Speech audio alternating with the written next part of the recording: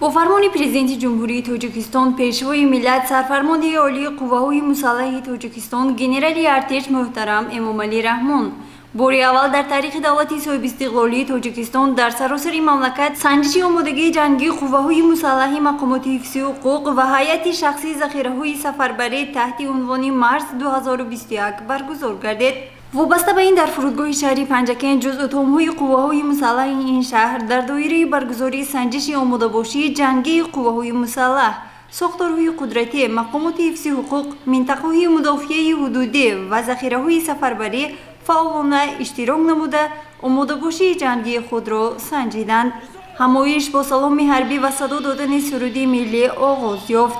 پس آن رئیس شهر پنجکن محترم عبدالخالق خالقزاده سخن گفته به حاضرین عرض سپاس سرفرمانده قواهای مسلح جمهوری تاجیکستان، پرزیدنت کشور محترم امامعلی رحمان و رئیس ولایت سوخت رجب‌بای احمدزاده را بهر اشتراک و برگزاری چنین یک چهاربینی نمونه‌ای رسانید.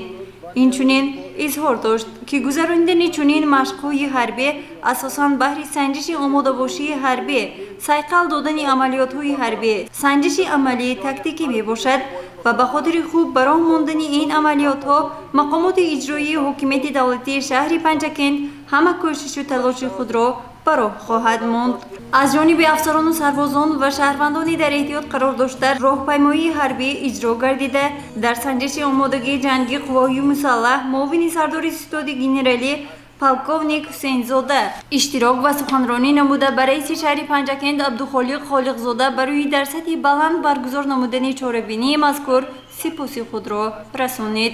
گفته می شود که حادثه هایی که سالهای اخیر در منطقه های گوناگون جهان به عمل آمده باعث هلاکت هزارها نفر آدمان بیگناه و به خانمان ماندن میلیون ها نفر دیگر در بعضی کشورهای سیاره گردیده ایستادند. نیروهای نظامی تاجیکستان را وادار می سازند که برای تقویت پایه‌های مادی و تکنیکی جزء اتم‌های حربی با خصوصیت تهدید و خطرهای معاصر مطابق گردانیدن قدرت مدافعوی قواهای مسلح مملکت و تکمیل سطح آماده‌باشی جنگی هیئت شخصی آن من بعد نیز تدبیرهای ضروری اندیشند. مردم تاجیکستانی صاحب اختیار در سیمای خدمتچیان حربی قواهای مسلح مملکت فرزندان با ننگ و ناموس و دلیر و شجاع خود را می‌بینند که به سوگند حربی و خلق و وطن خود همیشه صادق و وفادار هستند. این مشق نظامی که باری اول در تاریخ صاحب استقلالی مملکت دایر گردید، باری دیگر اقتدار مدافعوی مملکت را در برابر تهدید و خطرهای جهانی معاصر به نمایش گذاشت. افسران و سربازان ارتش ملی به حس بلند ملی و متانت و مردانگی